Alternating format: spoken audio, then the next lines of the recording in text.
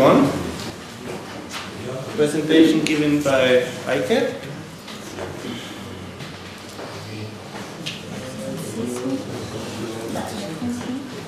This is the point that it's going.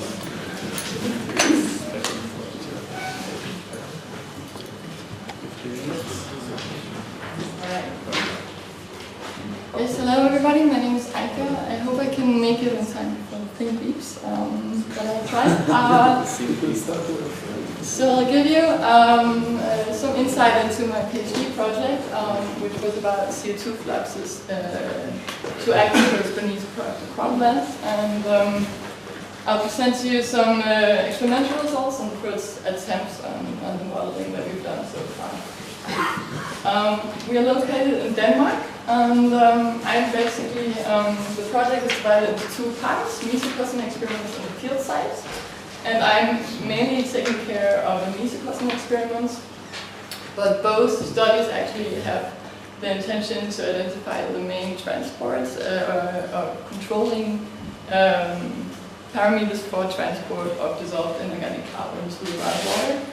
And what we then try to do when we've understood this is to increase this natural transport of dissolved inorganic carbon further with different soil amendments or different crops. The mesocosm experiment, briefly, just to tell you what it is that I'm doing, I have a soil column that's 80 centimeters long approximately, with two different soils in it, and at the bottom there's a suction plate. In the modeling then I have this as three different materials. I measure in the soil column CO2 in the gaseous form and also in the water-based as alkalinity. And I also measure water content, temperature, etc. With time in unplanted and implanted mesocosms. Those are some of the results that I've been trying to model. And if you see here in these graphs is the partial pressure of CO2 as a function of time, the alkalinity, the volumetric water content throughout different depths. And what you see that in unplanted mesocosms, just to look here also, the scale is very different in planted and unplanted mesocosms. If you look at the unplanted ones, you see PCO2 is fairly stable with time throughout depths, and of course a very strong decrease at the lowest depths, so there we have diffusion out of the soil of CO2. If you look at the planted mesocosms, you see that with time we get a huge increase, or a very strong increase in PCO2, also largely over what has been measured in the field, up to 8%.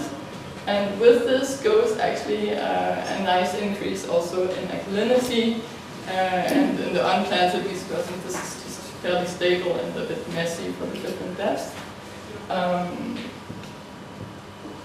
As to the elemental analysis that I did on just one sample actually from the last day, so throughout depths in unplanted mesocosms and planted ones, I measured the water chemistry and then plotted here is the aluminum concentrations and proton concentrations. And you see that if we look at this plot first here, we have a supersaturation for amorphous aluminum hydroxide. So in the columns, actually in the mesocosms, we see that aluminum hydroxide is precipitated throughout time. And if we look at calcite, here the plot shows not as nice as a relationship as for the aluminum hydroxide, so this factor is not as controlling, but we see that we have a subsaturation, so the mineral is dissolved. And we see that in the planted mesocosms, we also have an increase in the concentrations as compared to unplanted mesocosms. What we did then when we tried to model this was using actually the UNSAT-CHEM approach for modeling cell CO2. And we took that approach and implemented it into HP1, and one can ask why did we do that? That's a little bit silly if there is a model for that, but what was really controlling in our model was aluminum concentrations, as I just showed you before, so we had to kind of take these ions design chemistry into account, and that's not an onset chem. So we did that, and then there's also potential. I have some results on organic matter, what happens after I harvest the plants, so that would also be nice to look at with HQ1 in the future. I did one minor addition to the soil CO2 model that's there already, and that was I implemented a linear biomass increase. And I had to do that mainly because of the high CO2 that I saw in the soil. And that was, I think, the reason for this high CO2 was that the root length in my soil was quite high as compared to the field, so it's 4 times higher. And this is quite normal for pot experiments, but this also explains that I need another factor as compared to what's already in soil CO2 to describe experimental results.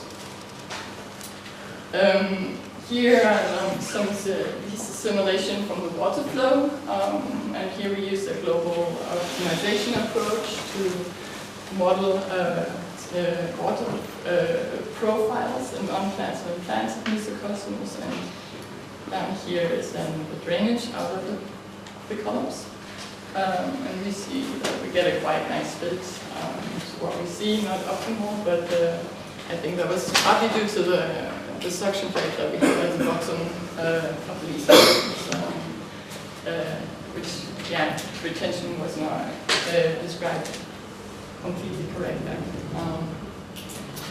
As for the soil CO2, we're not quite finished, but I'll show you what I have so far. If we look at the unplanted soil columns first, so both unplanted and planted soil columns were measured with, or were modeled with aluminum hydroxide, as I said before, supersaturation. And here, if we look at the partial pressure of CO2 first, then we see that, yeah, we catch some magnitudes with the model, and we don't get the fluctuations really so good. If we look at the alkalinity, then this shows that the model is underestimating the alkalinity that we measure. But I need to say that these models were also only able to run with a lower exchanger, and otherwise the model would crash. So I'm still working on that, but I'm sure if I apply a bigger exchanger, as I was able to in the planted mesocosms, then I'm also able to model this alkalinity increase. The plots from the top here shows that there were convergence problems, so I had these high oscillations that were not only due to irrigation, but the main trend line here is represented, I think, and comparable to what I measure. If we look at the flux from the bottom, then of course this flux is largely underestimated, and this is due to the underestimation in alkalinity that I showed you before. The planted soil mesocosms look a little bit nicer. If we look at CO2 first here, I'm catching the main trends again, but not everything, all the fluctuations, so overestimation here in the start, and I don't catch this peak here at the last measurement day. If we look at alkalinity, we see that the main trend of increasing alkalinity with time is represented by the model, but I overestimate completely what I'm actually measuring. So the increase is not as large, but the trend is there. And the trend is due to, I can then see if I look at the saturation index of calcite, a dissolution of calcite in my system as the PCO2 increases, then carbonic acid is formed, and that will then attack my mineral. And at the end day, I have this one measurement that I showed you before, and there the saturation index of calcite is actually quite good represented by the model. But just to show you in terms of chemistry what this means, so you can understand it a little bit better. So the aluminum hydroxide is precipitated, and my columns, I get a release of protons. These protons will then drive up CO2 from the gas phase, from the water phase into the gas phase, which will then increase the CO2 that I have also in my system. in terms of soil respiration, that as time goes, will get more and more significant. The CO2 released from the roots and the microbial respiration reacts with the soil water and forms carbonic acid. And this carbonic acid then attacks the calcite that's in the soil column, and I get an increase in alkalinity you see at the high columns. So this is what happens, and the model definitely helped me understanding that a bit, but I have somehow an additional alkalinity consuming process in my columns that, I can't go back right now, but that makes that the measured alkalinity is a lot lower than what the model predicts, and that might be root exudate release. I'm not sure, but I'm going to try to work with that a little bit more.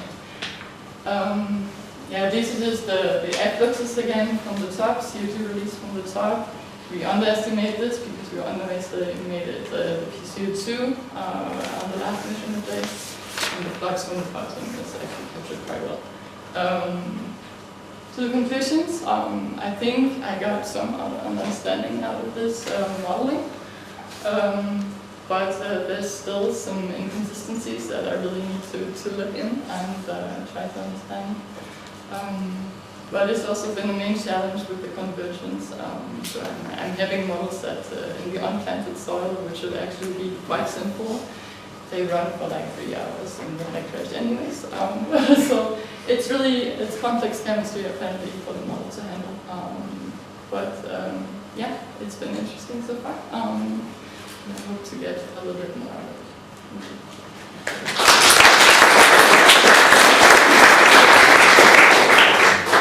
Thank you very much. Well in time. So you want to have more questions, I think? I try to take one first. So are there any questions to ICAT? No questions today. No. Everyone is saturated. You don't have? Okay, then. Thanks a lot. And we move on to the last presentation for this morning.